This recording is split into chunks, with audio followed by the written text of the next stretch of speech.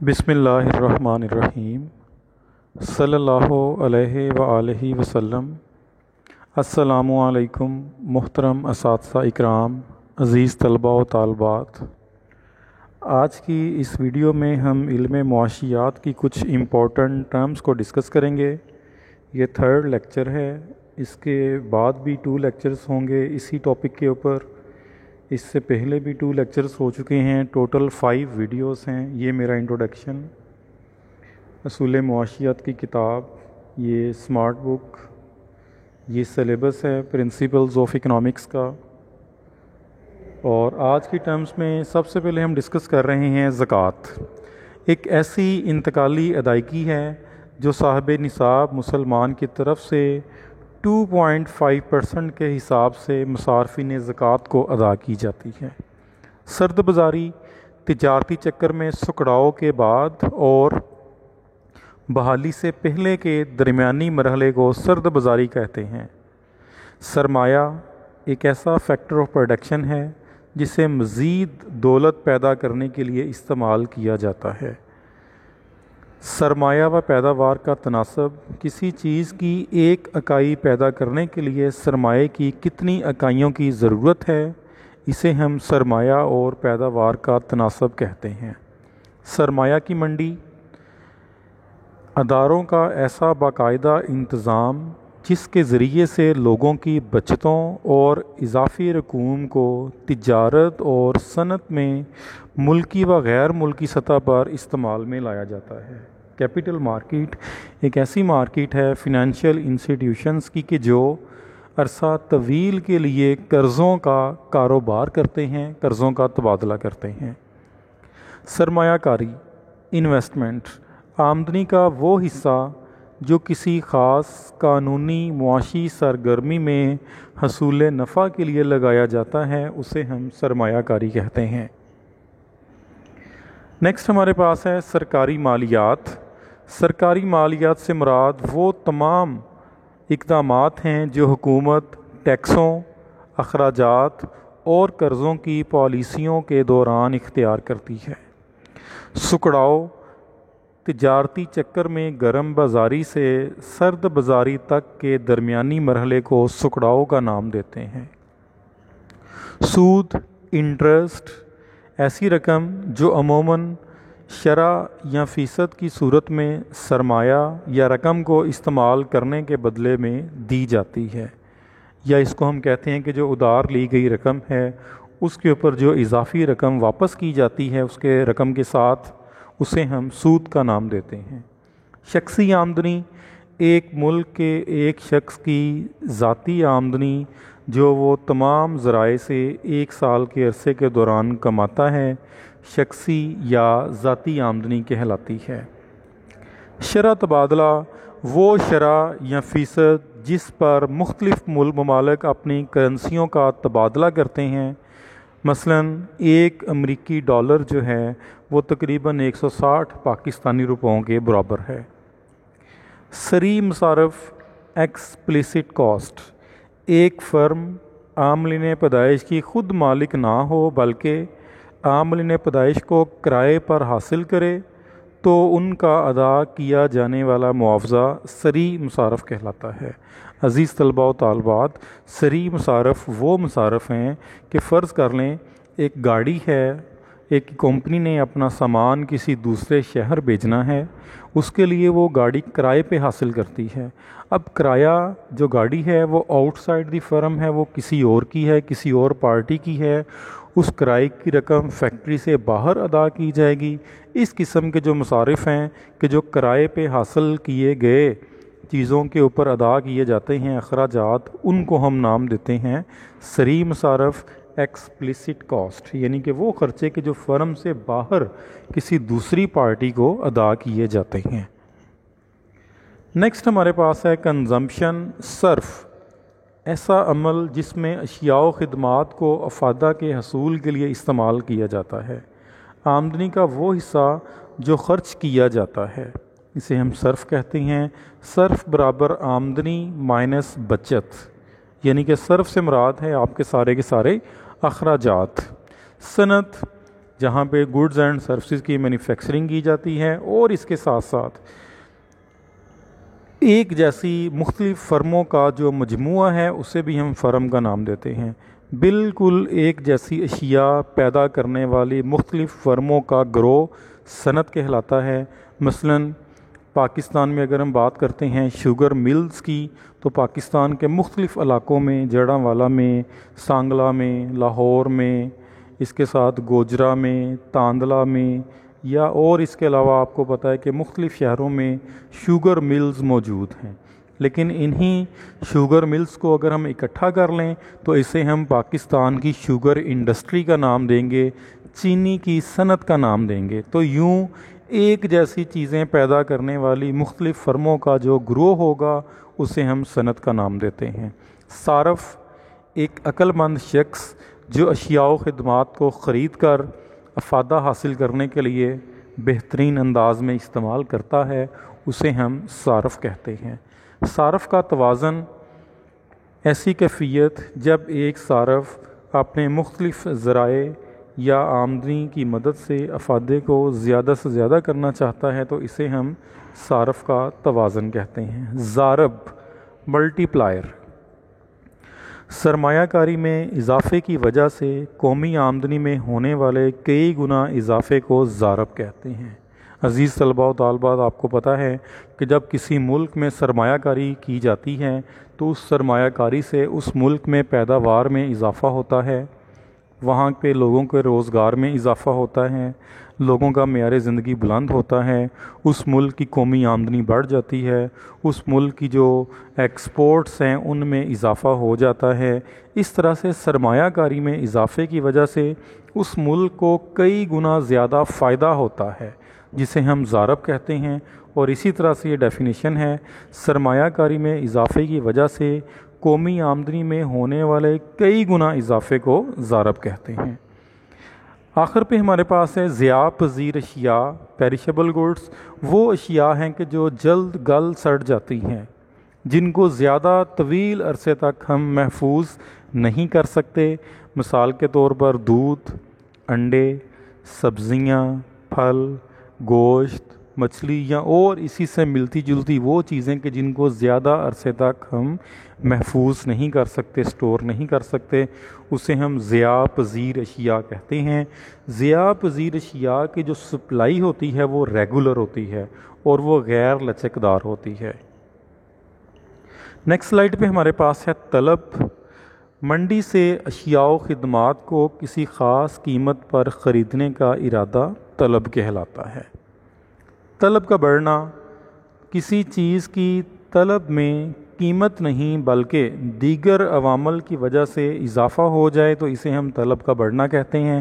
مثال کے طور پہ آپ کو پتہ ہے کہ گرمی کے موسم میں کولڈ ڈرنکس کی طلب بڑھ جاتی ہے، سردیوں کے موسم میں چائے کی ڈیمانڈ جو ہوتی ہے وہ بڑھ جاتی ہے۔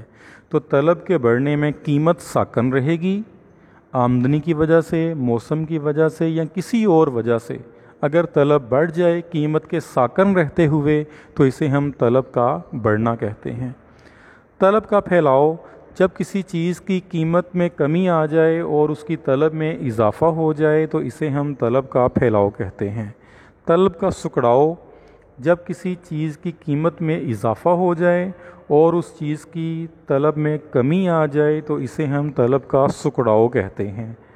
طلب کا گرنا، جب کسی چیز کی قیمت ساکن رہے اور اس کی طلب میں کمی آ جائے تو اسے ہم طلب کا گرنا کہتے ہیں۔ مثال کے طور پر گرمیوں کے موسم میں چائے کی ڈیمانڈ جو ہوتی ہے وہ کم ہو جاتی ہے، گرمیوں کے موسم میں گرم کپڑوں کی ڈیمانڈ جو ہوتی ہے وہ کم ہو جاتی ہے، تو یہ ہے طلب کا گرنا، کیونکہ قیمت وہی ہے۔ قیمت کانسٹنٹ رہتے ہوئے اگر اس چیز کی جو طلب ہے وہ کم ہو جائے آمدنی کی وجہ سے، فیشن کی وجہ سے، موسم کی وجہ سے، تو اسے ہم طلب کے گرنے کا نام دیتے ہیں۔ ایک چیز کا آپ خیال کیجئے گا، طلب کا گرنا اور طلب کا سکڑنا ان دونوں میں فرق موجود ہے، اور اسی طرح سے طلب کا بڑھنا اور طلب کا پھیلاؤ ان دونوں میں بھی فرق موجود ہے۔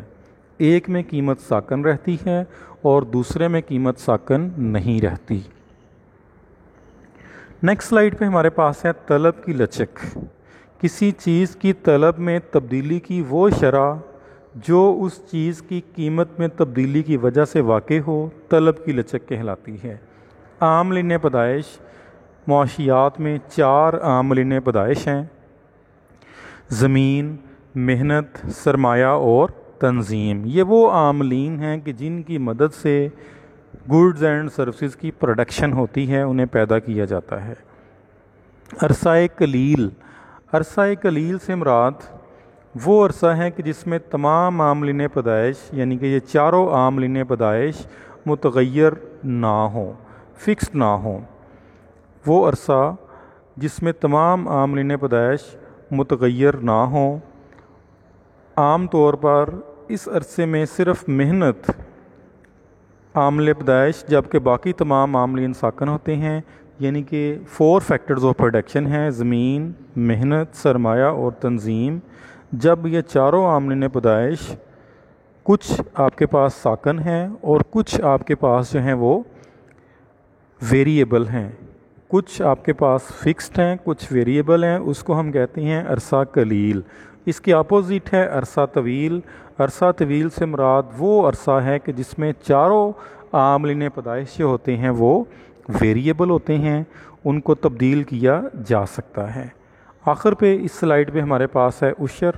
عشر آپ کو پتہ ہے کہ عربی کا لفظ ہے کہ زمین کی پیداوار کی جو زکوٰۃ ہوتی ہے اسے ہم عشر کا نام دیتے ہیں اور اس کا ریٹ ہوتا ہے 10%. عشر زمینی پیداوار کی 10% جو زکوٰۃ ادا کی جاتی ہے شعبہ زراعت میں سے، اسے ہم عشر کہتے ہیں. ٹیکنیکلی اگر آپ دیکھیں تو وہ زمین جس کا پانی مفت میں مل رہا ہے اس زمین کی پیداوار کا 10% عشر ہوگا.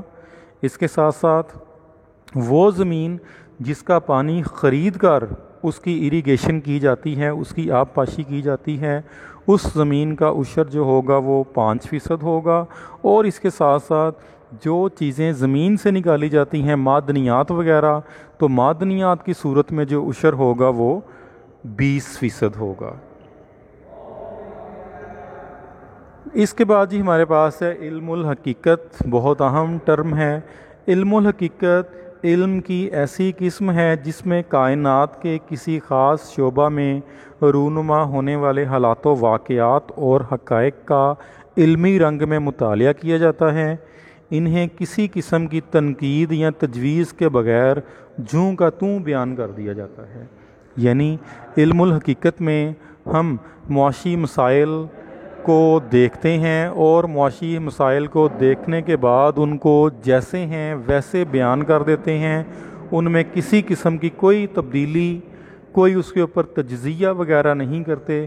جیسا ان پرابلمس کو دیکھا بالکل ویسا ہی انہیں چوں کا توں بیان کر دیا. علم الہدایت، اس میں تھوڑا سا اضافہ کرتے ہوئے علم الہدایت میں ہم علم معاشیات کے مسائل کو دیکھتے ہیں، ان مسائل کو حل کرنے کے لیے اپنی تجاویز بھی دیتے ہیں. تو اس کو ہم کہتے ہیں علم الہدایت. یعنی علم الحقیقت میں معاشی مسائل کو جیسے ہیں ویسے بیان کر دیتے ہیں، جبکہ علم الہدایت میں ان مسائل کو بیان کرنے کے ساتھ ساتھ ان کو حل کرنے کے لیے کوئی تجویز وغیرہ بھی ضرور دی جاتی ہے. غیر مرئی اشیاء، انویزیبل گڈس، وہ چیزیں ہیں کہ جو نظر نہیں آتی. آپ کو پتہ ہے کہ جو سروسز ہیں، خدمات ہیں، وہ نظر نہیں آتی.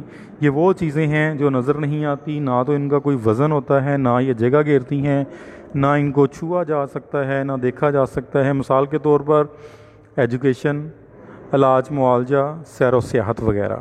غیر معاشی اشیاء ہیں. اس کے بعد ہمارے پاس یہ ساری کی ساری ٹرمز کو الفابیٹیکلی آرگنائز کیا گیا ہے.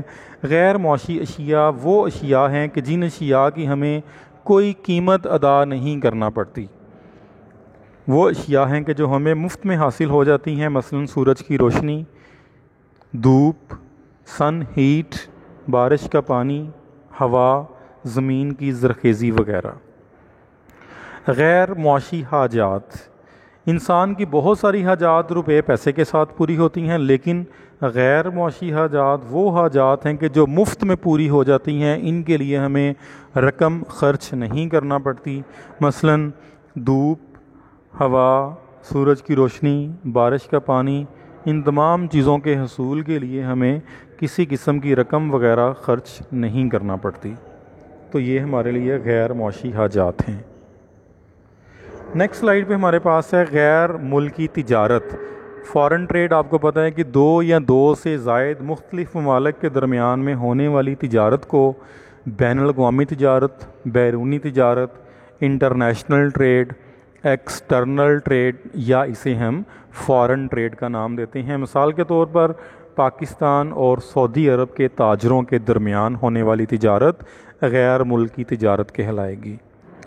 غیر موافق توازن ادائیگی، انفیوریبل بیلنس آف پیمنٹ، ایک ایسی صورتحال ہے انٹرنیشنل ٹریڈ میں جب کسی ملک کی ایکسپورٹس برآمدات کم ہوتی ہیں اور اس کی امپورٹس درآمدات زیادہ ہوتی ہیں۔ اس کیفیت کو ہم غیر موافق توازن ادائیگی کا نام دیتے ہیں۔ غربت، پاورٹی، غربت سے مراد ایک ایسی صورتحال ہے جب لوگوں کے پاس اتنے کم ذرائع اور وسائل ہوتی ہیں کہ وہ اپنی بنیادی ضروریات کو بھی مشکل سے پورا کرتے ہیں۔ فاضل یا موافق توازن، فیوریبل بیلنس آف پیمنٹ، یہ غیر موافق کی اپوزٹ ہے۔ فاضل یا موافق توازن ادائیگی یا توازن تجارت کی اگر ہم بات کریں تو یہ ایک ایسی کیفیت ہے انٹرنیشنل ٹریڈ کی جب ایک ملک کی برآمدات اس کی درآمدات سے زیادہ ہوتی ہیں۔ نیکسٹ ہمارے پاس ہے فرم، ایک ایسا منظم ادارہ جو عاملین پیدائش کے استعمال کی بدولت اشیاء و خدمات کو پیدا کرے اور فروخت کر کے نفع حاصل کرے۔ فیکس آمدنی، ایک سال میں ایک ملک میں ایک شخص کی اوسط جو آمدنی ہوتی ہے اسے ہم فیکس آمدنی کا نام دیتے ہیں، اور اس کو حاصل کرنے کے لیے ہم قومی آمدنی کو کل آبادی پر تقسیم کرتے ہیں۔ پاکستان کی اس وقت جو فیکس آمدنی ہے وہ تقریباً $1400 ہے۔ فیس سے مراد ایک معین رقم ہے جو کسی ادارے، حکومت یا قانون کی طرف سے فراہم کردہ کسی سہولت کے بدلے وصول کی جاتی ہے، مثلاً لائسنس فی، عدالتی فیس، تعلیمی فیس وغیرہ۔ قانون رسد، دیگر حالات جوں کہ توں رہیں، کسی چیز کی قیمت میں اضافے سے مقدار رسد پھیل جاتی ہے یعنی زیادہ ہو جاتی ہے، اور چیز کی قیمت میں کمی سے مقدار رسد سکڑ جاتی ہے یعنی کم ہو جاتی ہے۔ تو یوں مقدار رسد کے قانون رسد کے مطابق قیمت اور مقدار رسد میں مثبت تعلق ہے، دونوں میں اضافہ ہو جاتا ہے یا دونوں میں کمی واقع ہوتی ہے۔ قانون طلب اس کے بالکل اپوزٹ ہے، دیگر حالات جوں کہ توں رہتے ہوئے کسی چیز کی قیمت میں اضافے سے مقدار رسد سکڑ جاتی ہے اور چیز کی قیمت میں کمی سے مقدار رسد پھیل جاتی ہے، یعنی آسان الفاظ میں قیمت کے کم ہونے سے طلب زیادہ ہو جاتی ہے اور قیمت کے زیادہ ہونے سے طلب کم ہو جاتی ہے۔ علم معاشیات میں اسے ہم قانون طلب کا نام دیتے ہیں، جس کے مطابق قیمت اور مقدار طلب میں الٹ تعلق پایا جاتا ہے۔ نیکسٹ سلائیڈ پہ ہمارے پاس ہے جی ویلیو، قدر، کسی چیز کی وہ طاقت جس کے بدلے دوسری اشیاء و خدمات حاصل کی جا سکیں، ویلیو کہلاتی ہے۔ قدر زر، ویلیو آف منی، قدر زر سے مراد زر کی اہمیت و قدر قیمت اور قوت خرید ہے، یعنی زر کی مقدار کے ساتھ کسی چیز کی کتنی مخصوص مقدار خریدی جا سکتی ہے، اسے ہم ویلیو آف منی کا نام دیتے ہیں۔ قومی آمدنی، نیشنل انکم، کسی ملک کے افراد اپنے وسائل کی مدد سے وہاں کے قدرتی وسائل کو استعمال میں لا کر ہر سال اشیاء و خدمات کی خاص مقدار پیدا کرتے ہیں، یہی اس ملک کی قومی آمدنی ہے۔ یعنی ایک سال کے عرصے کے دوران ایک ملک میں جتنی بھی اشیاء و خدمات پیدا کی جاتی ہیں ان کی زرعی مالیت کو قومی آمدنی کا نام دیا جاتا ہے۔ قومی آمدنی کا دائروی بہاؤ، ایسا دائرہ جو اشیاء و خدمات کے بہاؤ کو ایک طرف اور زرعی ادائیگیوں کو دوسری طرف ظاہر کرتا ہے، جو کہ آمدنی اور اخراجات میں برابری کو واضح کرتے ہیں۔ قومی آمدنی کا دائری بہاؤ کہ جس میں ایک سائٹ پہ ہمارے پاس ہیں کاروباری ادارے، ایک سائٹ پہ ہمارے پاس ہیں کنزیومر صارفین کہ جو اشیاء و خدمات کا تبادلہ ہوتا ہے، پیمنٹس ہوتی ہیں، عاملین پیدائش کی حرکت ہوتی ہے، ان کے معاوضے ادا کیے جاتے ہیں، اور یوں ایک ملک میں آمدنی اور اخراجات برابر ہو جاتے ہیں، جس کو ہم قومی آمدنی کے دائروی بہاؤ کی شکل میں واضح کرتے ہیں۔ اسی سلائیڈ کے آخر پہ ہمارے پاس ہے قرضہ، کسی چیز مثلا مال و دولت یا اشیاء و خدمات وغیرہ کا واجب الادا یا واجب الوصول ہونا۔ عام الفاظ میں، سادہ الفاظ میں اگر ہم بات کریں کہ کسی کو ہم نے کوئی پیمنٹ دی ہوئی ہے اور فیوچر میں اس سے ہم نے وصول کرنی ہے، تو یہ ہمارا قبض الوصول یا واجب الوصول قرضہ کہلائے گا۔ جی بہت امید ہے کہ آپ کو یہ ویڈیو پسند آئی ہوگی۔ اس میں یہ ساری کی ساری جو فیچرز ہیں یہ میری بک کی فیچرز ہیں۔ عزیز طلباء و طالبات، اس ویڈیو کو دیکھنے کے بعد نہ صرف آپ کی علم معاشیات کے نالج میں اضافہ ہوگا، بلکہ آپ ان کانسیپٹس کو کور کرنے کے بعد اس کو بہت اچھی طرح سمجھ لیں گے، اور انشاءاللہ پیپر میں آپ کے MCQs اور شارٹ کویسچنز کور ہو جائیں گے، اور آپ پیپر کو آسانی سے پاس کر سکیں گے اور اپنے اچھے نمبر لے سکیں گے۔ تو آخر پہ دعا ہے کہ اللہ آپ کو اچھے نمبروں سے کامیاب کرے، آمین۔ تھینک یو، اللہ حافظ۔